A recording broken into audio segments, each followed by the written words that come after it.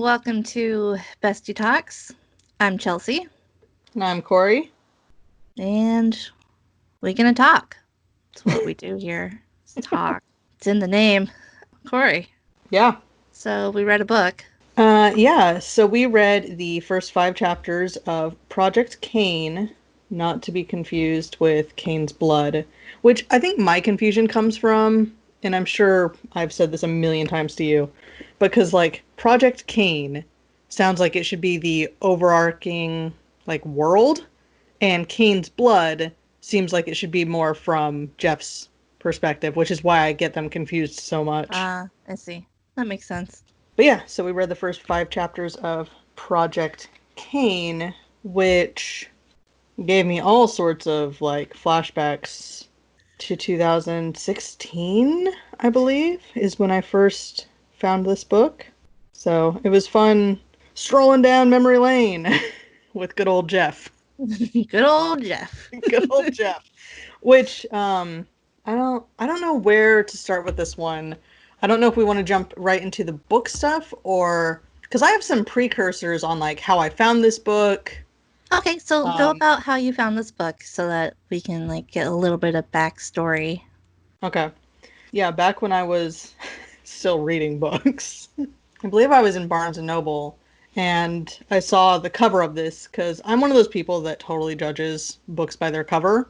If they have really good cover art and or a good title, I automatically will just pick it up. And then from there, I'll kind of skim through, see what it's about, read the first chapter, whatever.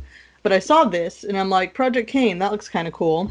So I was reading about it and it talks about this guy who's the clone of Jeffrey Dahmer and, goes into the whole serial killer stuff.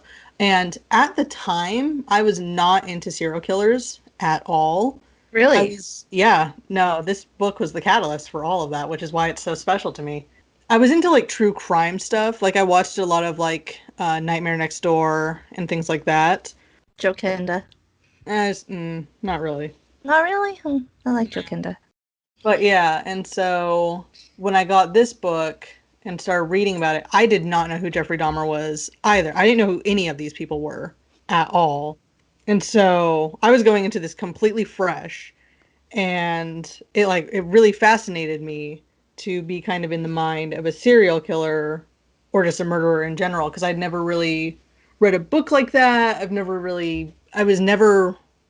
really submerge myself in that topic before. Mm. And so yeah, reading this the first time, it was all brand new to me. I didn't know any of these people. I didn't know any of the cases, and so reading through it, it was really interesting. And so rereading it again this time, now that I do know all these things about serial killers and stuff, it was a lot more interesting. Because it's like, even just looking at the cover, I don't know which cover you have, but the one I have is the one where it's like the boy with the water reflection kind of Yeah, thing. I have that one. Yeah. And even looking at that, it's like, oh, he actually kind of does look like he could be a Jeffrey Dahmer clone, or at least related. Partially because of the glasses, really. But yeah, and it was also interesting because, yeah, I didn't know anything about Jeffrey Dahmer. And so reading this, I always had this image of Jeff. And now that I know what Jeffrey Dahmer looks like and everything, I still have kind of that same image, but it is a little different to look more like how Jeffrey Dahmer looks. Yeah. Yeah, reading through this again was just so interesting because the first time it was all completely new, and now I'm like a veteran. I have a lot of books on serial killers and stuff now, and I've watched a lot of documentaries and done a lot of research. But yeah, no, this book is what started that for me. Wow. Yeah, this is what kind of started that fascination in my life. Before this, it was like it kind of interested me, but not enough to really dive too deep into it. And after reading this book, I was kind of hooked on the serial killer bug, which I do kind of want to put a disclaimer for all of this that we don't like idolize serial killers or anything like that. We're just kind of fascinated by them. Yeah, they're like, why do they do these things? Yeah. What made them this way? When last week when I said my favorite serial killer, it wasn't that I like him because of what he did. It's Right. because his story is so fascinating. Yeah. It's in the same way that like obviously nobody idolizes Hitler, but you can admire that he was very intelligent. He knew what he was doing. Yeah. So it's like you obviously he is an evil person, but you can be like he knew what he was doing. He had a plan. And I think it's the same way with serial killers where it's like, yeah, you don't idolize the crimes, you feel for the families and the victims, but like the psychology behind it is really interesting. And rereading this book has really kind of like, yeah, the stuff with like the gene, which I guess we'll get into a little later, but We'll get into that. We'll get into yeah, we'll that. get into the actual like science and stuff. But that was kind of my precursor into how I found this book and why it's so special to me. And for you, I can't even remember why I recommended it for you. I think we were We were just hanging talking out. about serial killers or something, and I was like, I need to get into reading again because I haven't really been reading, and I was into mystery and stuff like that. And you're like, here's this book, and I'm like, oh, that Mhm. that sounds cool. Yeah. And then you bought it for me because you couldn't find your copy. Mhm. Yeah. Yeah, that's how that happened. So, would you like to go through some of your notes for the first 5 chapters, Chapter. or do you want to go by chapter? If you did it chapter by chapter, that's what I'd like to do. I didn't really take physical notes because, again, most of the things that I got out of this book were more outside of the story itself. Okay. So yeah, we can go chapter by chapter. All right. So first off, with chapter one, here are my notes. And please keep in mind, I was writing these down as I was reading the book, meaning that this is exactly what was going through my mind while I was reading the book. That's the best way to do it. So, first, chapter one, I forgot how much I loved the writing style in this book. Just the way that Yes. Jeff Yeah. talks. I love the writing style. I want more books like this. I was gonna say that's another reason I really liked this book is I fall in love with books where like you can get really invested with the main character. It's very similar to Kill a Mockingbird, how that's Mm. written in Scout's perspective kind of thing and her point of view. I don't know. I'm very invested in Jeff as a person. He feels very real to me, and I really like that. And I wish, yeah, more books did that. Yeah, I really like it when you feel like you're in the character's head. Mm-hmm. And you definitely feel that way in this book. Well, and I also like it because it's not present tense, but you feel like you are learning things as he's learning things. Except for little bits and pieces where he was like, later I learned on blah, blah, blah, blah, blah, blah, blah. Yeah, but even then, it's like I feel like you're going on this journey with him, opposed to him just telling you this journey. Yeah. I feel like you're with him kind of every step of the way, which is really fun and it invests me. So my second note was murder. Just because when I read that one line in the book, that's exactly where my mind went. Third note was imagine getting paid to carry a fetus for 4 months. Now imagine knowing it's Jeffrey fucking Dahmer. Yeah, yeah, that would be. Did it say? I can't remember. Did it say that they knew that that's what they were doing? It didn't say it all, but I just Okay, like to imagine that they but that they know. is it a boy or girl? Oh, it's Jeffrey Dahmer. It's a serial killer. Yeah. My next note was, "You're a killer, but it's okay. Here, have a cupcake, Jeffy." Just the way the dad was during that fucking reveal. Yeah. Yeah, you're right. And then, did the dad choose which clone he wanted? I wonder if he went with Dahmer for a reason. Though, I guess I would want either him or Son of Sam, to be honest. I wouldn't want fucking John Wayne Gacy, that's for sure. That's a good point. I wonder if they did get to pick. I don't think it ever says if they got to pick who they took in. I think that they were just assigned. Yeah, but he Because was the head of the whole operation, so he yeah, had to have been able to pick. that's true. Let's only refer to our parents as genetic sources from now on.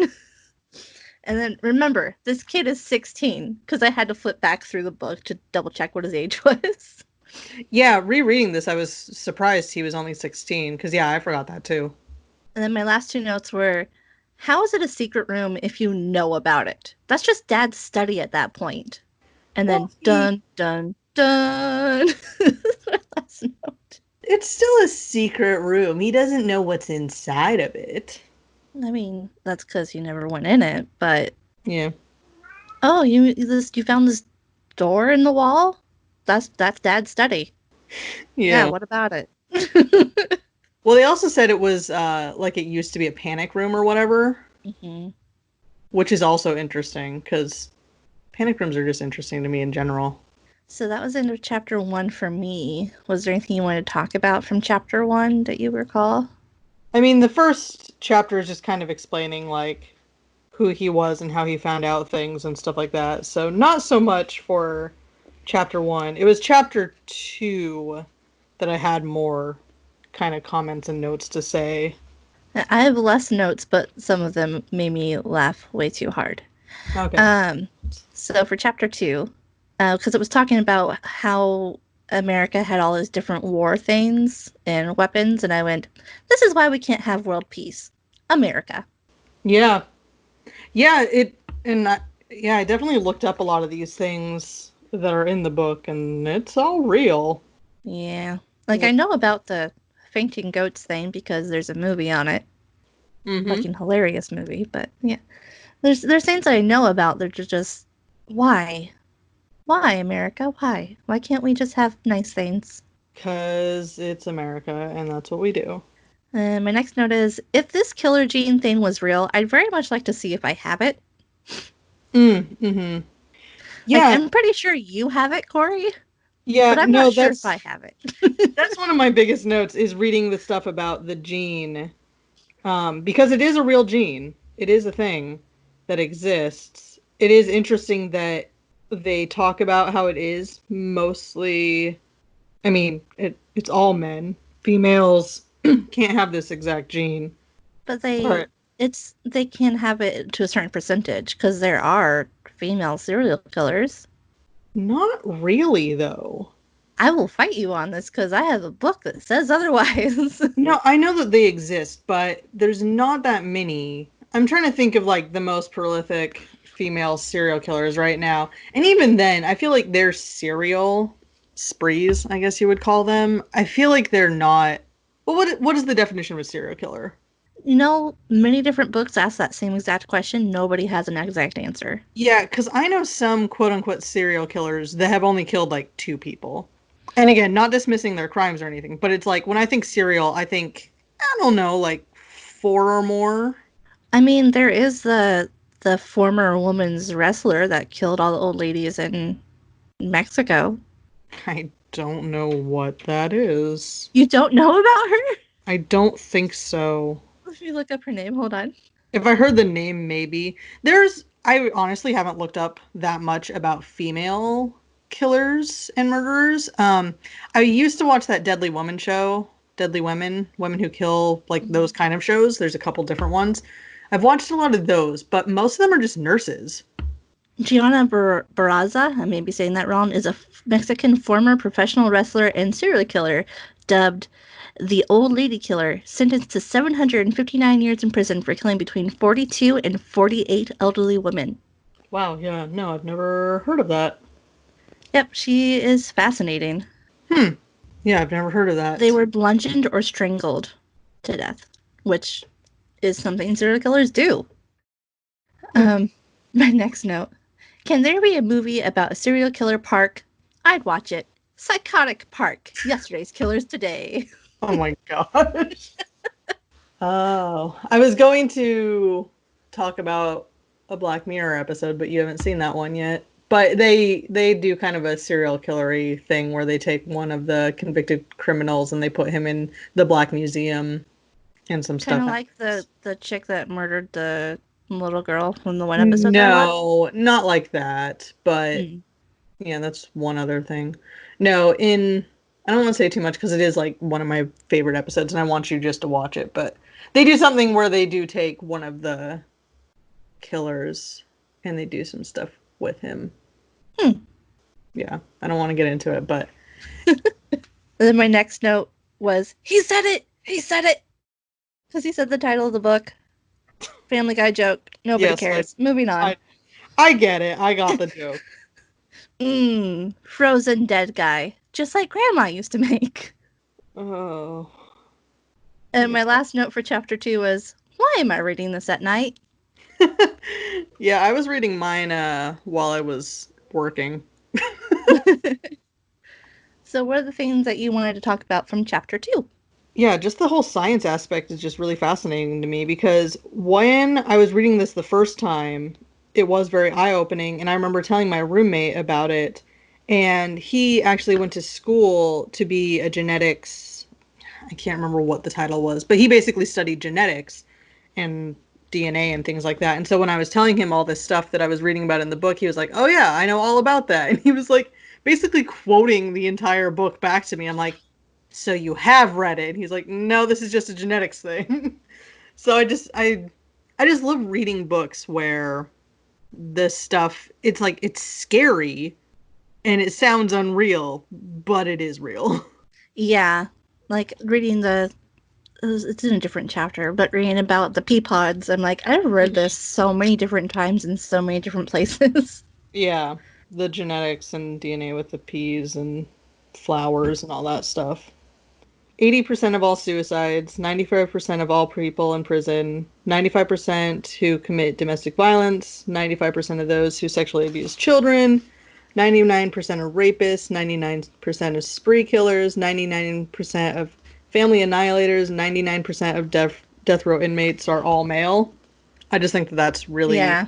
fascinating because it's like it's true, but until Mm-hmm. you actually like see the stats and stuff, it's like you never really think about it.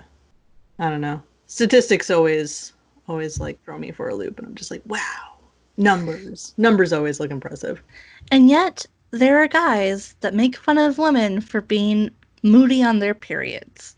At least we don't have the anger gene. Have you ever thought about murder? Have you ever thought about doing this? Have you ever thought about doing that? Don't worry, you probably won't. It's okay. And I'm Yeah, just when that like, line I've thought happened, all of those. I just kept thinking about you. Yeah, I can't remember how he words it, but I'm like, I have done all those things. Not have done them, but I've thought about all those things. And I'm just like, yeah, I'm yeah, for the next ones I'll actually have to put bookmarks and stuff. But I know he says the things about like normal people don't do this and normal people don't do that and something about like serial killers become serial killers because they like doing it and once they Mhm. do it once they can't really stop and I'm like that's why I would be personally afraid to ever commit murder because I feel like I would become a serial killer. It sounds bad. It's because it I is. I'm like I don't believe necessarily in past lives, but I also firmly believe I could have been a serial killer in a past life because yeah, I've told you about this so many times. I mean, you know, every time What is I'm it? holding a knife, I want to stab something or someone and whenever I'm, you know, cutting up chicken, I'm always thinking about body parts. And one of my life goals is to eat human at some point, even though I know it's not good But for me. don't not no. I mean, I won't, but I do have permission from 3 people that when they die, I'm allowed to have just a little piece, just a little. I'm not one of those people. I know you're not. No. Just putting that out there. I'm not one of those Yeah. people. No, I'm allowed to have a little piece. I hear human is sweet, but it probably depends on the person. We're getting off topic. Let's continue. Let's continue. Chapter 3. What do you got? Okay. I'm glad we don't have a secret room because I'd be terrified of it just from reading this book. A And secret room? yeah, Just the dad's secret room. yes. Okay, yeah, yeah. Because it's still talking about it in chapter 3. Yeah, no, I know. And what's so bad about a boy learning about porn? Oh, right. He's 16. Yeah, I kept having to remind myself the whole time that he's young in this. But that's the whole thing is he mentions how he's the same age as Jeffrey Dahmer was when he first committed murder. Yeah. And guess who has no freaking money to save himself? Jeffy! Nice job, you stupid 16-year-old. Well, the dad gave him what, $1,000? Yeah, and then he left it on the bed. Yeah, he gave him 1,000. Well, even then, like $1,000 isn't that much, to be honest. Especially if you're like on the run, like that's gonna be gone in a week. And my last note was, no, not the Batman poster. The bat. For some reason, even my Dark Knight Rises poster was taken. It was just like Yeah. one sentence all by itself. And I'm like, why is that so important, Jeff? Priorities, man. He's also a clone of Jeffrey Dahmer. You know, maybe that poster did a little something for him. I don't know. I mean, that's fair. I won't judge. People do say that's in your DNA. Yeah, the whole thing with this book, the whole nature versus nurture thing, is also just really fascinating to me. Mm-hmm.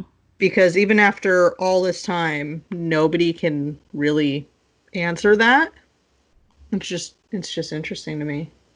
The stuff with like twins that were separated and it's like they live very identical lives and it's like, so is it genetics then? But then it's also like, yeah, I don't know. Nature versus nurture is just so fascinating. Like I could talk about that for a long time. There's Me just so too. much stuff about it.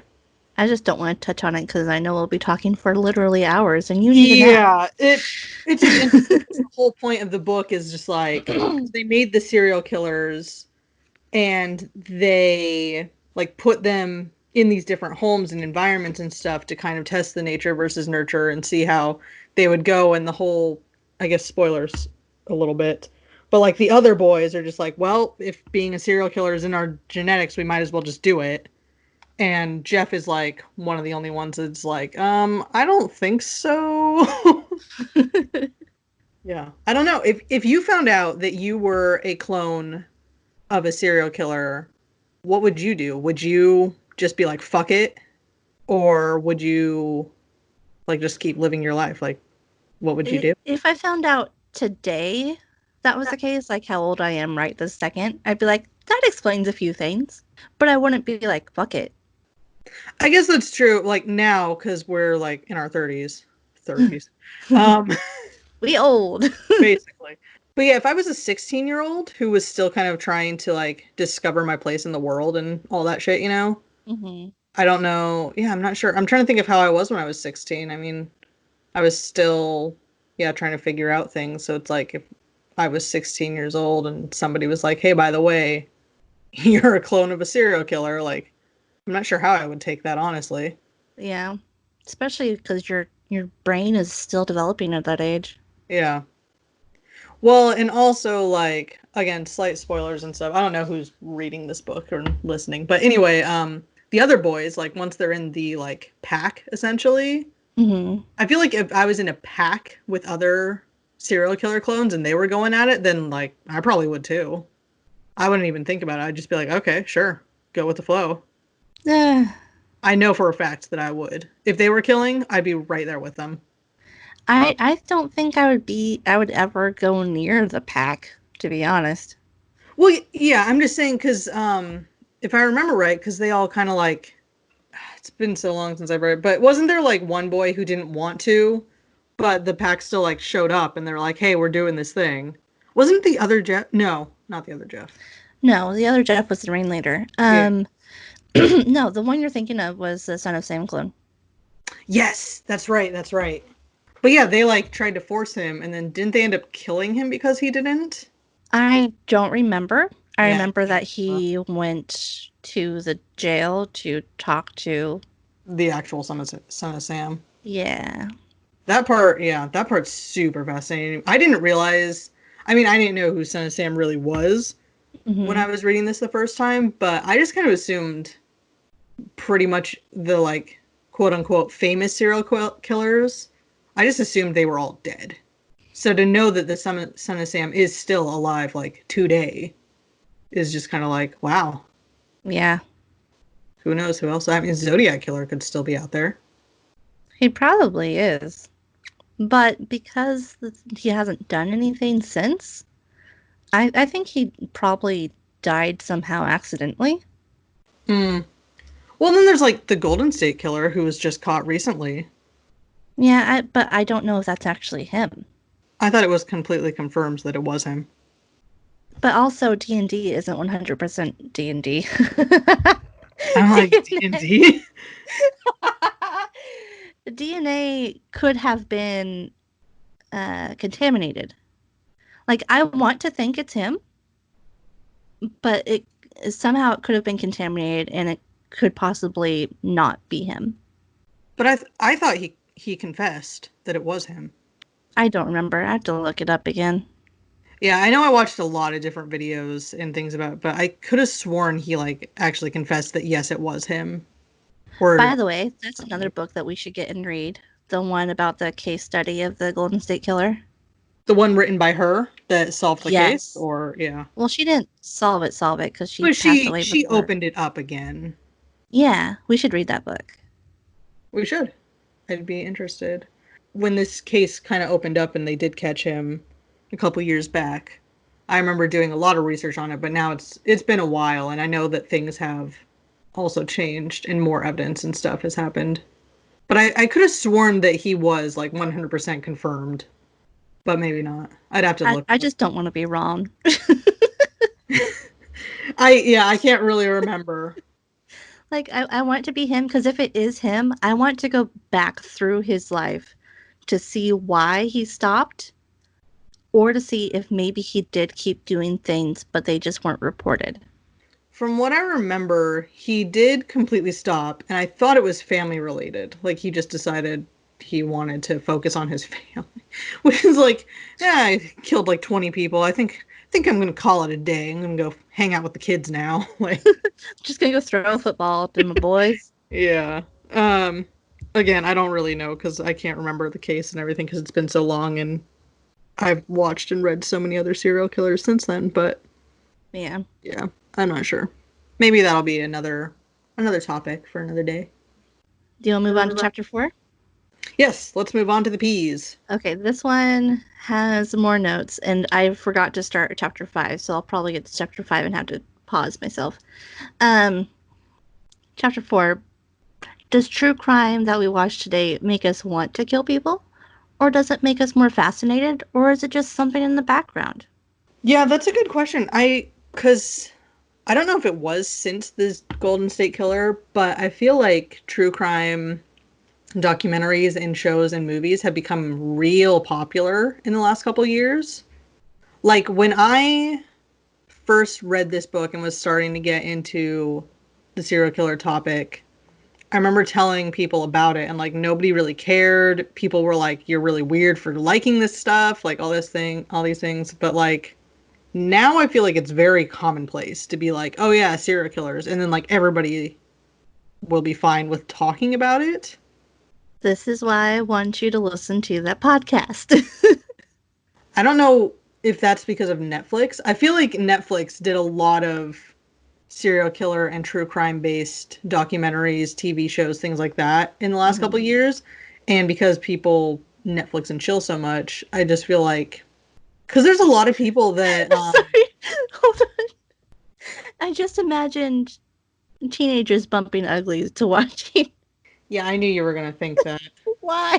But yeah, there's some cases and things that have come up where people are like this thing, like when the Ted Bundy movie was coming out and stuff like that, and they had a bunch of different shows and documentaries to kind of go along with that, and people were like, "Can you believe this thing?" And it's like, this is a very old thing, guys.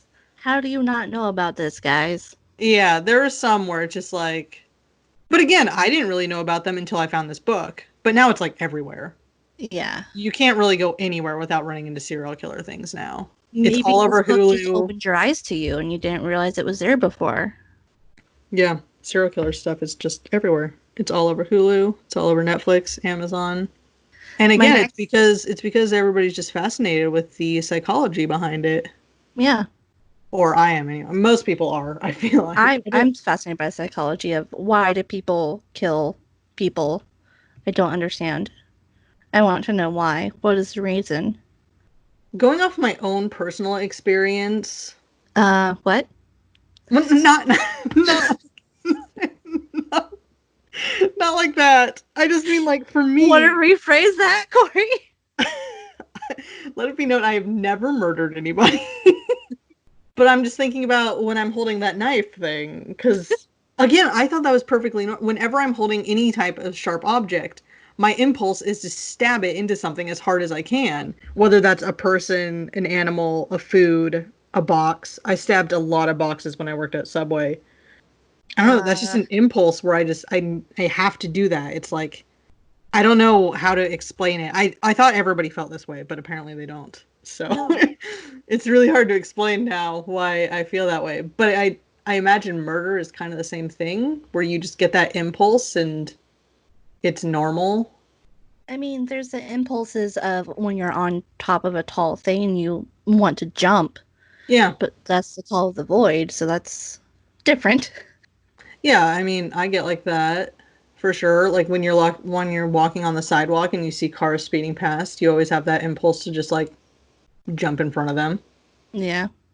But I think partially that's just depression and stress and anxiety and stuff like that. But you know, People, please don't actually do these things. We're just talking about, we think about them too. Don't actually do them. yeah, never do that. It's like even when I was really, really depressed and things, yeah, don't do those.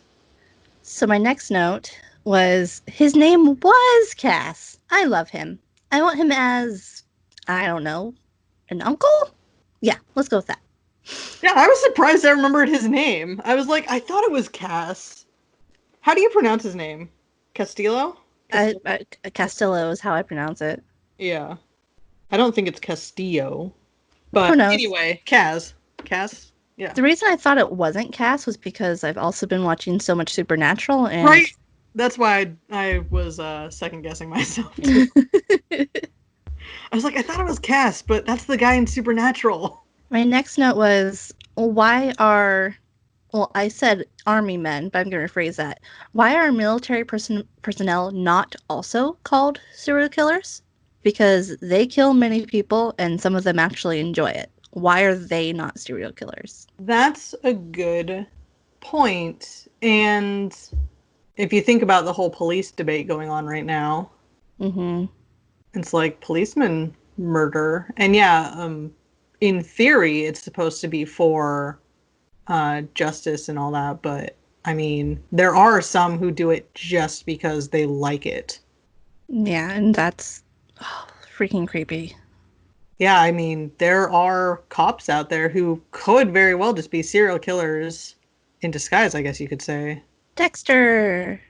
Why not? If you have those impulses, it's like, hey, I can become a cop and I can just do whatever and murder people and it's cool. The creepy thing is, a lot of serial killers tried to become cops or tried to go into Mhm. the military and were not able to. Exactly. Well, Jeffrey Dahmer had military experience, didn't he?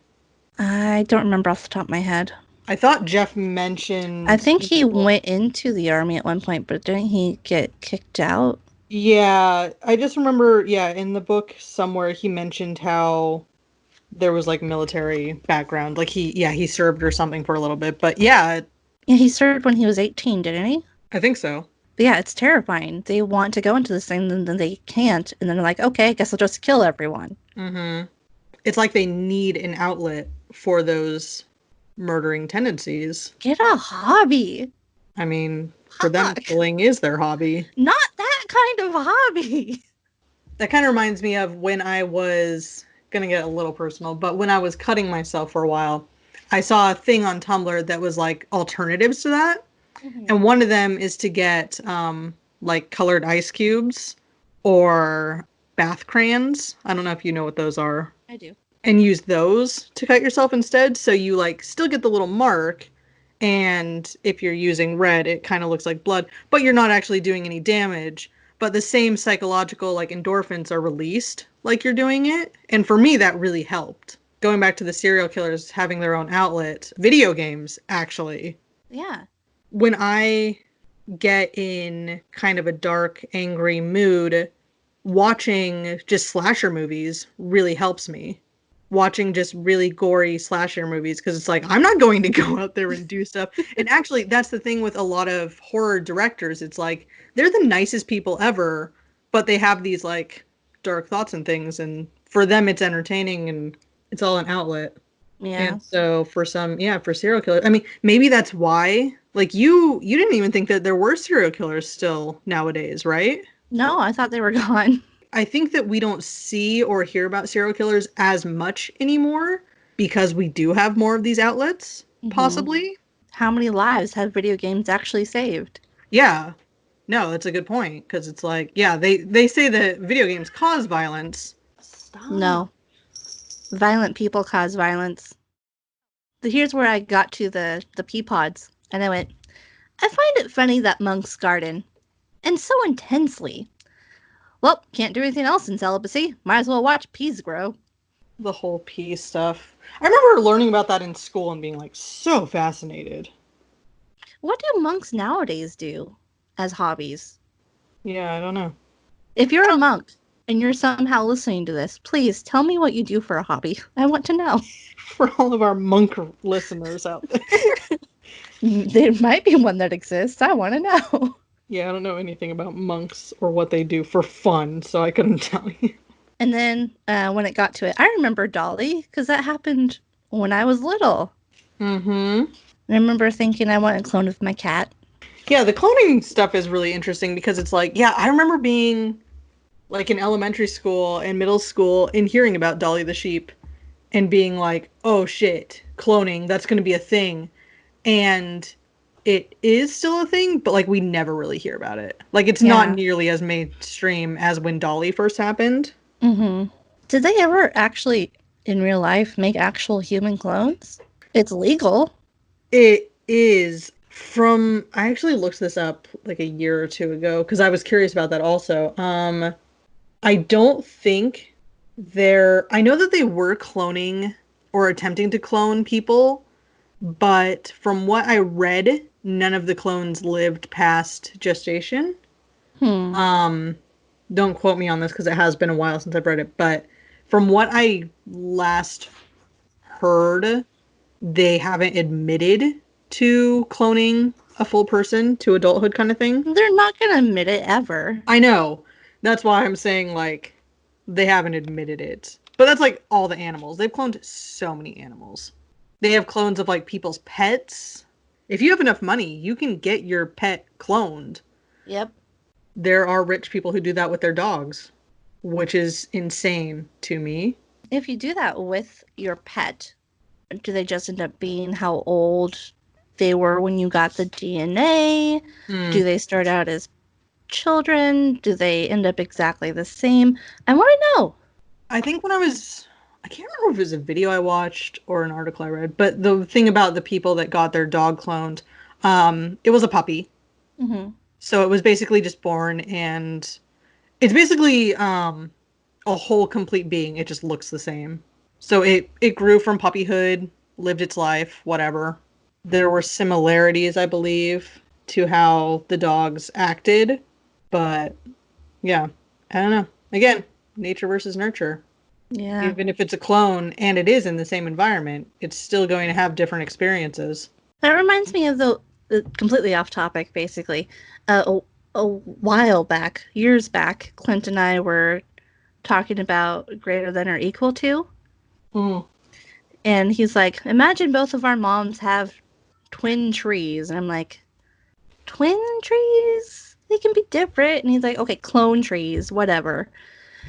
And like 1 year, our moms will have the equal amount of fruit on the trees. And another year, one of them will have more fruit than the other.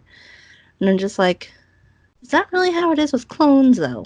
Yeah, because twins are a whole different topic altogether. But with clones, yeah, that's tricky because with twins, they're literally born from the same set of like chromosomes and everything. If they're identical. Yeah, yeah, right. So naturally they have similar tastes and obviously their appearance and like all that stuff. It's just genetically how they are. But with a clone, I mean, I imagine it'd be the same thing as having a twin because you're still using those same genetics. I guess it kind of depends how they make the clone though. Because in this Yeah. book, to create the clone, they put it into a surrogate where the original wouldn't have that surrogate. So the surrogate, I don't know.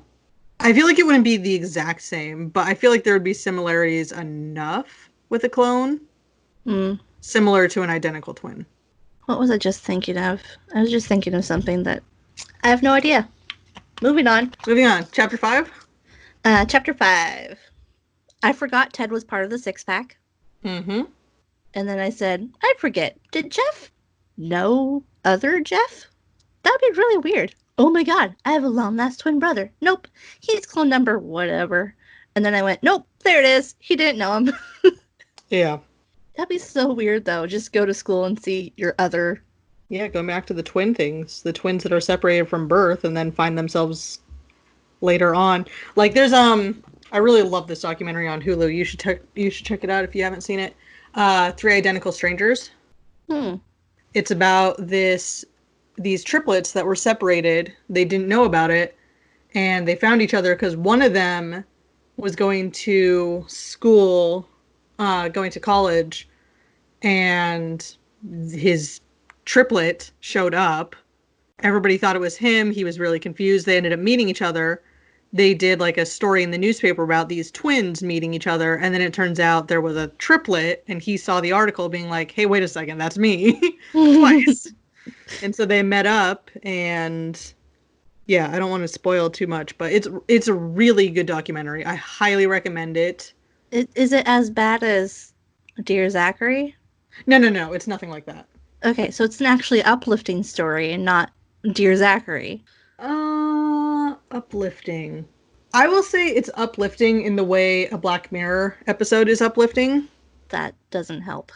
Because it goes into, because the whole thing is it was basically a study done where they were separating twins on purpose and not telling anybody, and then experimenting and seeing how they acted, how they behaved in nature versus nurture. And so it goes into that and the conspiracy behind the whole twin project that happened in the 80s, 70s. I think it was the 70s. I can't remember. But yeah, so it's kind of conspiracy theory-ish. So it does get kind of dark, but no, it's not. It's not Dear Zachary. Nothing. I would warn you if it was. Really? Because you didn't warn me about Dear Zachary. Well, that's because you're a dick. But anyway, yeah, that documentary, highly recommend. It's really good, really interesting. And yeah, kind of the same thing. Again? 3 Identical Strangers. It's on Hulu, but you can also just buy it. I have the DVD also. I'm convinced that DVDs are only made now so I can buy them. I'm apparently the only one who buys DVDs, but I collect them. Someday we may not have the ability to go online. Exactly. There have been several times. I wanted to watch The Meg the other day. Don't ask me why. I got in a shark movie mood. No streaming service had it, or I could rent it on Amazon for like $6. I'm like, or I could go in my living room and I have the DVD right there.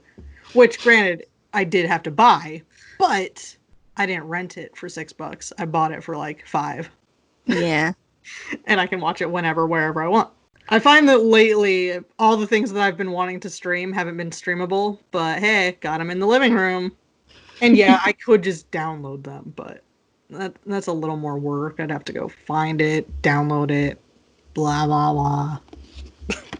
So then, at one point, Cass asks Jeff if he needs anything, and Jeff's like, no, they took everything. I'm like, Jeff, money.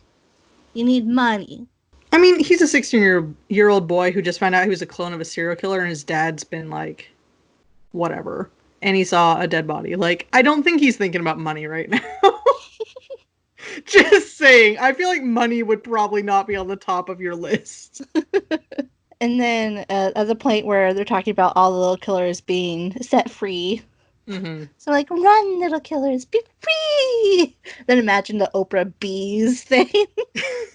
And then the last note I had was, no, Jeff, I figured it out way before you idiot 16-year-old. Because he's talking about the dead bodies in the pictures. Right, yeah. He's like, and then I realized what those white sheets actually were. And I'm like, you obviously don't watch true crime, dude. You would have known what they were the moment you saw them, you idiot. Right. So I'm looking forward to finishing the book. Yeah, it's been a long time. And just going through it, it was just because, yeah, again, when I first read it, I knew nothing about serial killers, didn't know anything on the topic, and then reading it, I kind of learned. So now that I have more of that under my belt, it's definitely interesting going through it. I'm just looking at the list of all of them. So Albert Fish, obviously, I know who he is. Mm-hmm. Jeffrey Dahmer, obviously. I can't remember who Henry Lee Lucas is, and he's one of the big bad ones along Ted Bundy. And I can't remember anything about him right now. Let's see. Yeah, the John Wayne Gacy clone in this book is also terrifying. Yeah, he is. I think it's interesting that in this, the Ted Bundy clone is like the leader, kind of the little group, because he would be. And the John Wayne Gacy one is just off his rocker. Because again, wasn't it? I mean, it's correct me if I'm wrong or if you even remember, but the John Wayne Gacy one, after he found out he was the serial killer, he was just like, fuck yeah, let's do this. Mm-hmm. And he was the one who was like all for it. He dressed up like. Yep. Yep. Yep. Yeah. I was gonna say I'd do the same thing, but I don't know if I would. I don't know, maybe. Maybe if you were 16. If I was a 16-year-old boy who found out I was like the serial killer clown, I mean, I just might go hard or go home, I suppose. But no, because at the back of this book, it reads the point of view from that mom in the park. And he shows up there, and the six Yeah. pack is there, or at least 5 of them are. I don't remember exactly. Ugh. Yeah, I'll say this. John Wayne Gacy, reading about him wasn't all that terrifying to me. I mean, I think he's the one that scares me the most. But especially reading this book, or I guess Cain's Blood. Yeah, More. reading these 2 books, he's terrifying. He When I is, just yeah. because they talk about him in one of the podcasts that I listened to in one of those episodes. It's one of the 100 something live episodes, but they talk about him, and you don't get the feeling of how terrifying he feels in these 2 books from the story that they say. Like, Mm-hmm. I forgot that he was married. Oh, I did too. See, I have a book in the front room that I found at Goodwill that's just like a big book of serial killers, and it goes through like 5 of them, I think. And one of them is Gacy, and it has like some actual photos of him, Oh, and it talks about how he like did stuff under their floorboards and stuff. Like he's like the literal boogeyman to me. Like other serial killers, like they freak me out a little bit, but I'm more fascinated by them. John Wayne Gacy actually terrifies me. yeah, I tried to watch a documentary of his again when Clint wasn't home, and I couldn't get through the whole thing because it was just terrifying. Clowns normally don't bother me, but something about the clown makeup with him, just his presence, like it's terrifying. It's really terrifying. It's making me afraid of them, Corey. It really is. I can't watch them anymore. Clowns. Yeah.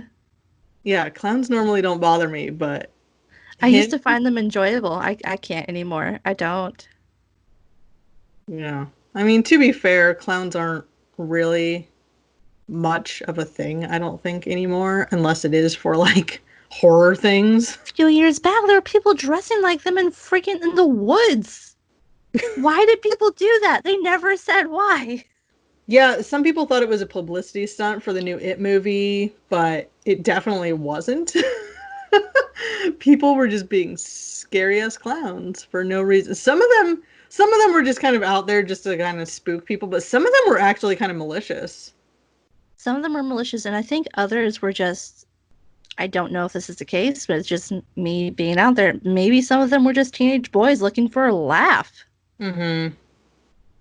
Well, and there's a lot of YouTube videos where people have like reactions of seeing them and stuff, and partially I'm like, is this really a setup thing? Like, yeah, I don't know. What's a hoax and what isn't anymore? Right. That's the scary thing about like the social media culture is like you can never tell what's real anymore. So next week. Next week, why don't we talk more about things in our past, like stories that we have? Okay. And we could also bounce off of each other like we did in the first episode. All right. Sounds good. All right. Well, then, thank you again very much for listening. If you have not picked up this book and you found it interesting what we've talked about and actually want to know what the hell we talked about, please go pick it up. Otherwise, next week we'll go ahead and talk about some of our stories. And if you have, again, just like always, if there's anything that you want us to read, watch, play, or just talk about, please comment, let us know. Yeah, if you specifically have a story that you want to hear, if you want to hear us talk about our first time we lost a baby tooth or some shit, or whatever, leave a comment and we can talk about it next week. We could even make this into a Q&A type of deal if you really want. I have a fascinating relationship with the tooth fairy. I'll just tell you that. Yeah, we'll leave that for next week. Bye, guys. Bye.